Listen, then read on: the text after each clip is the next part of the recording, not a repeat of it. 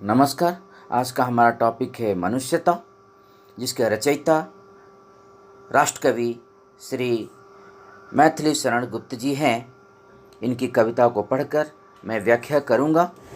विचार लो कि मर्त हो न मृत्यु से डरो कभी, मरो परंतु यो मरो कि याद करे सभी।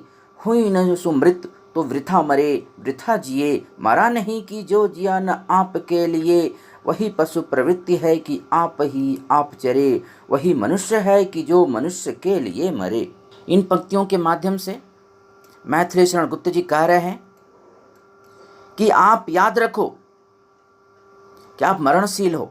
सोच लो आप मरने वाले हो, एक दिन मरना, आपको मरना ही है, तो फिर मृत्यु से क्यों डरना। आपको एक दिन मरना है तो मृत्यु से क्यों डरना, लेकिन ऐसा काम करके मरो, ऐसा महान काम करके मरो कि लोग आपको याद करें। यदि आपका जीवन व्यर्थ रहा, आपने कोई महान कार्य नहीं किया, तो अश्रु मृत्यु नहीं होती है। आपका जीना और मरना दोनों बेकार हो जाता है।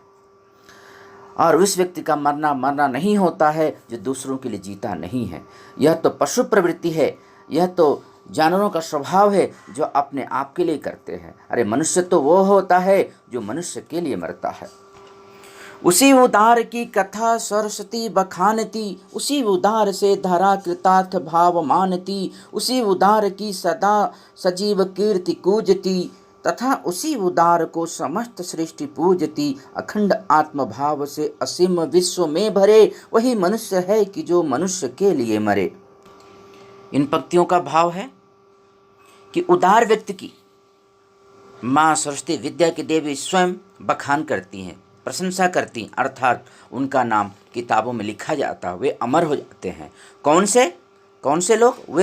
वे सज्जन जो पूरी धरती को, पूरी दुनिया के लोगों को एक भाव से प्यार करते हैं, सबको अपना मानते हैं।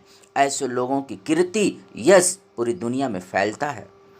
ऐसे उदार को पूरी दुनिया के लोग सम्मान देते हैं, इज्जत देते हैं। ये ऐसे लोग हैं जो बिना किसी भेदभाव के पूरे विश्व के लोगों से प्यार करते हैं, क्योंकि उनका विश्वास है कि मनुष्य वही है जो मनुष्य के लिए मरता है। सुधार्थ रंति देव ने दिया करस्त थाल भी, तथा दधीचि ने दिया परार्थ अस्थि जाल भी। उसी नर क्षितिज ने स्वमांस दान भी किया, सहर्ष वीर कर ने शरीर चर्म भी दिया। अनित्य देह के लिए अनादि जीव क्या डरे, वही मनुष्य है कि जो मनुष्य के लिए मरे। इन पंक्तियों का भाव है, राजा रंतिदेव जो भूख से व्याकुल थे, लेकिन किसी भी तरह उनको भोजन का थाली उनके हाथ में आया। जैसे वो खाने को तैयार हुए, एक भिक्षु, एक ब्राह्मण आकर उनसे थाली मांगा, खाने का थाली मांगा, कहा कि मैं भूखा हूँ। तो उन्होंने बिना अपनी परवाह किए उस भिक्षु को दे दिया। और उसी तरह राक्षसों से देवताओं की रक्षा के लिए दधीचि ने अपने हड्डियों का दान दे दिया, अपने जीवन का बलिदान कर दिया। उसी नर के राजा शिवी ने एक कबूतर को बचाने के लिए, बाज से कबूतर को बचाने के लिए अपने शरीर का मांस दान दे दिया। वीरकर्ण, दानवीर कर्ण, सब कुछ जानते हुए भी उसके साथ अन्याय हो रहा है, गलत हो रहा है, लेकिन उसने अपने धर्म को नहीं छोड़ा, मनुष्यता को नहीं छोड़ा, और खुशी खुशी अपने चर्म कवच को, यानी शरीर से कवच को काट कर दे दिया। इन उदाहरणों के माध्यम से कवि कहना चाहते हैं कि यह देह अनित्य है, मरना से एक दिन इसका अंत हो जाएगा, हमारा शरीर नष्ट हो जाएगा, फिर हमें इसके लिए डरने की जरूरत नहीं है। मनुष्य तो वही है जो मनुष्य के लिए मरता है। सहानुभूति चाहिए महाविभूति यही, वशीकृता सदैव है बनी हुई स्वयं ही। वृद्धवाद बुद्ध का दया प्रवाह में बहा, विनीत लोक क्या सामने न झुका रहा। आहा वही उदार है परोपकार जो करे, वही मनुष्य है जो मनुष्य के लिए मरे। इन पंक्तियों का भाव है सहानुभूति, सिंपैथी, दूसरों के दुख से दुखी होना, यह हमारी सबसे बड़ी संपत्ति है, यह हमारे पास होनी चाहिए। और जिसके पास यह संपत्ति है, सहानुभूति रूपी संपत्ति है, उससे उसकी तो दुनिया उसके बस में हो जाती है, दुनिया के लोग उसकी इज्जत करते हैं। गौतम बुद्ध जो उस समय कुरीतियों का विरोध किए, तो लोगों को बुरा लगा, लेकिन उनके दया प्रवाह में, उनके दया के सामने सभी लोग झुक गए। उदार मनुष्य वही है, सज्जन वही है जो परोपकार करता है। अरे मनुष्य वही है जो मनुष्यता करता है। रहो न भूल के कभी मनांद तुच्छ वित्त में, सनाथ आपको करो न गर्व चित्त में। अनाथ है यहाँ, अनाथ कौन है यहाँ, त्रिलोकनाथ साथ है। दयाल दीन बंधु के बड़े विशाल हाथ है। अतीव भाग्यहीन है अधीर भाव जो करे, मनुष्य वही है कि जो मनुष्य के लिए मरे। इन पंक्तियों के माध्यम से कवि कहते हैं कि हमें गलती से भी थोड़ा भी घमंड नहीं करना चाहिए, क्योंकि तुच्छ वित्त में, छोटा सा धन जो हम धन की जो हमें प्राप्ति होती है तो तुच्छ छोटी चीज़ है, एक दिन नष्ट हो जाएगा, उसके लिए क्यों घमंड करना। और अपने आप को शक्तिशाली क्यों समझ रहे? शक्तिशाली समझ के घमंड नहीं करना है, क्योंकि सर्वशक्तिशाली तो भगवान है, सर्वशक्तिमान तो भगवान है। यहाँ कोई अनाथ नहीं है, कोई असहाय नहीं है, क्योंकि सबके साथ त्रिलोकनाथ है, भगवान है। वह गरीबों के भाई हैं, गरीबों की सहायता करते हैं, उनके हाथ बड़े विशाल है, वो किसी के पास उनका हाथ जो पहुंच सकता है। इसलिए हमें अधीर होने की ज़रूरत नहीं है, घमंड करने की ज़रूरत नहीं है। और वह व्यक्ति दुर्भाग्यशाली है जिसके पास धैर्य नहीं है। अरे मनुष्य तो वही है जो मनुष्य के लिए मरता है। अनंत अंतरिक्ष में अनंत देव हैं खड़े, समक्ष ही स्वभाव में बढ़ा रहे बड़े बड़े। परस्परलंब से उठो तथा बढ़ो सभी, तभी अमर्त्य अंक में अपंक हो चढ़ो सभी। रहो न यूं कि एक से न एक काम और का सरे, वही मनुष्य है कि जो मनुष्य के लिए मरे। इन पंक्तियों के माध्यम से कवि कह रहे हैं कि ऊपर अनंत आकाश में देखो, वहाँ अनगिनत देवता खड़े हैं अपनी बाहें फैलाए हुए आपके स्वागत के लिए। लेकिन आपका स्वागत कब करेंगे? कि जब आप एक दूसरे की सहायता करते हुए आगे बढ़ोगे। अब आप जो है कोई अपवित्र काम नहीं करोगे, पवित्र होकर ऊपर बढ़ोगे, देवता आपकी स्वागत करेंगे, आपको अपने हाथों में लेंगे।